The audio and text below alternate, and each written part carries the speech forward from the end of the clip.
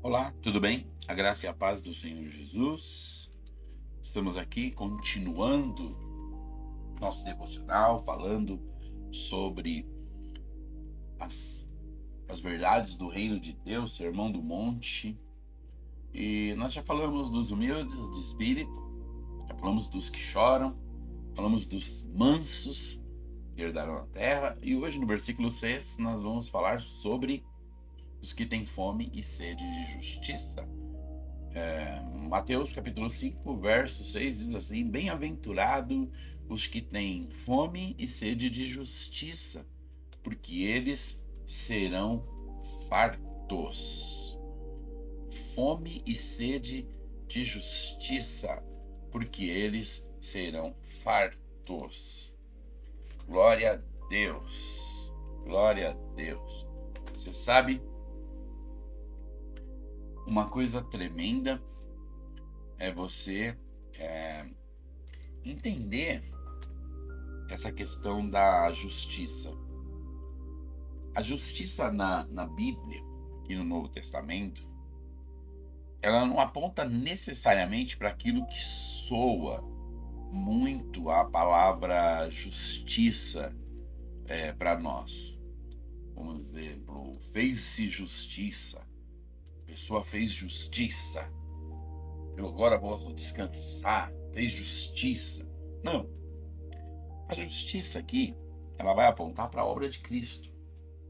Então Deus, que deveria matar todos nós humanos e condenar todos nós humanos ao inferno, resolveu somar a nossa dívida. E na nossa dívida nós deveríamos tomar muitas boas chibatadas, muitas mesmo, muitas para valer. Nós deveríamos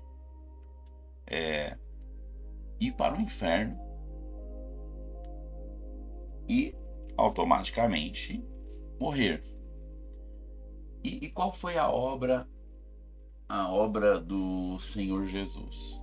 O Senhor Jesus passou por todos os tipos de insulto, tomou muita surra, muita chibatada, muita pancada, muita cusparada.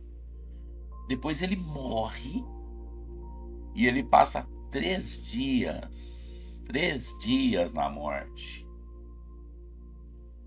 3 significa uma totalidade. Então, se o Senhor passou 3 dias na morte e 3 dias dos quais Satanás achou que ganhou essa peleja, então havia um tipo de inferno, o Senhor então cumpriu por todos os homens a totalidade da morte, a totalidade do inferno e a totalidade da disciplina da surra. Por isso ele pode salvar o homem de não passar por nenhuma dessas 3 questões.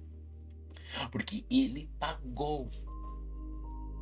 Então ele se tornou a nossa justiça. Ei, mas esse homem é condenável, ele merece. Não, ele tá aqui, ó, o documento dele aqui de alforria.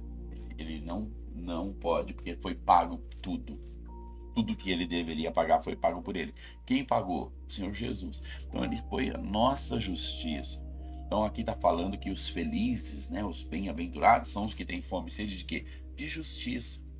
E aí você pensa assim: eu, como líder, não posso ver injustiça. Eu, como líder, não aguento ver criancinhas sendo maltratadas. Eu, como líder, não aceito que as pessoas tenham fome. Eu, como líder, não aceito que essa rua não tenha um córrego e fica esse rio fedorento entrando mosquito nas casas. Sabe, esses projetos sociais são muito bons. Mas você sabia que se você querer abrir um orfanato aqui no nosso país e cuidar de muitas crianças de rua, você talvez não consiga? Você não vai poder? Porque há muitas burocracias. Nem sempre os governos querem que a gente resolva os problemas do mundo.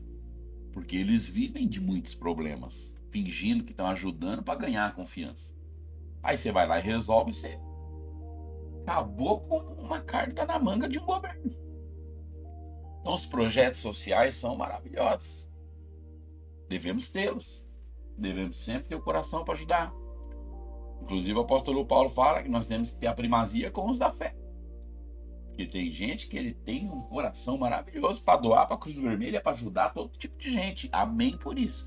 Mas na hora de ajudar algum irmão na igreja, ele não vou ajudar porque essa pessoa pode se virar. É muito, muito, muito sem fome de justiça uma pessoa dessa. Por quê? Porque o que é a sede de fome de justiça aqui, meus irmãos? É que a mesma justiça de Cristo que nos poupou, que nos livrou, que nos salvou, que vai ser para nós a coisa mais maravilhosa de toda a terra, nós deveríamos querer ela para os outros. E quem tem essa fome, diz assim, ó, porque serão fartos. Em outras palavras, a fome e sede de justiça é querer almas para Deus, é querer gerar filhos para Deus, é querer dar filhos para Deus, sabe? Quando Deus começa lá no Gênesis, ele fala o quê pro Adão?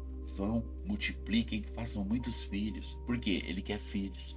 Porém, nós conhecemos a história, o Adão falhou e teve todas aquelas coisas ruins até chegar ao tempo de Noé. Deus separa Noé, separa ali a família com 4 casais e eles passam pelo dilúvio. Todos os homens da terra naquele ponto morrem. E se você acha que Deus matou homenzinhos coitadinhos, não. Todos aqueles homens tinham se misturado com os aniquins, já tinham virado homens mutantes e alterado a genética, aquela coisa toda. Depois você lê Gênesis 6. Então todos morrem e fica apenas aqueles 4 casais, que eu acredito que eram os únicos casais puros, né, sem contaminações genéticas.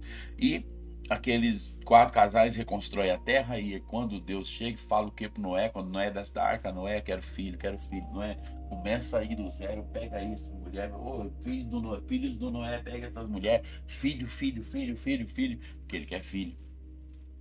Depois dá errado de novo, um quebra-pau danado, Nimrod quer separar todo mundo de Deus, fazer um povo de uma língua só. Aí Deus vem, bagunça as línguas, o negócio vira uma pirotecnia de loucura, de um falando de um jeito, outro falando de outro jeito, né? Devem ter falado até The King, The Power, The Best, brincadeira, só pra gente continuar aqui.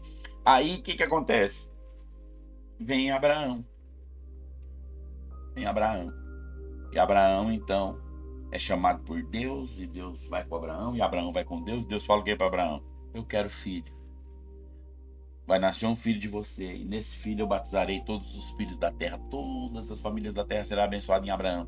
E a partir de então, a gente tem essa troca depois só ali na cruz do Calvário de filhos da terra para filhos espirituais. Então, o bem-aventurado que tem fome e sede de justiça é que ele recebeu a justiça de Cristo, ele quer a justiça de Cristo para os outros, é aquele que quer filho. E o que o texto está falando? Você será farto. É por isso que a gente faz culto, é por isso que a gente faz célula, é por isso que a gente faz encontro, é por isso que a gente faz discipulado, é por isso que a gente paga para as pessoas, é por isso que a gente convence as pessoas, é por isso que a gente ora pelas pessoas, é por isso que a gente jejua pelas pessoas. Aleluia, aleluia, aleluia. Meu Deus. Você tá vendo que os sermões do monte é para formar liderança espiritual. Então, nesses dias, sinta-se aquecidos, envolvidos por esse chamado. Que o Senhor te dê fome e sede de justiça. Mas sabe o que acontece?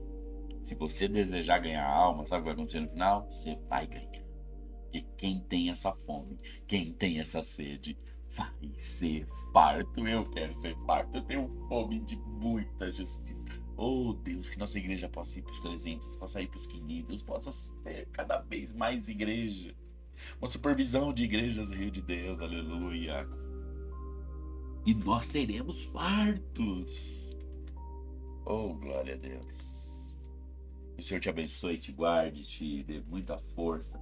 Que você tenha muito desejo no coração para ganhar filhos para Deus. Pai, eu oro por esta pessoa, eu oro por este filho, por esta filha, e que ele venha ser uma bênção na igreja dele.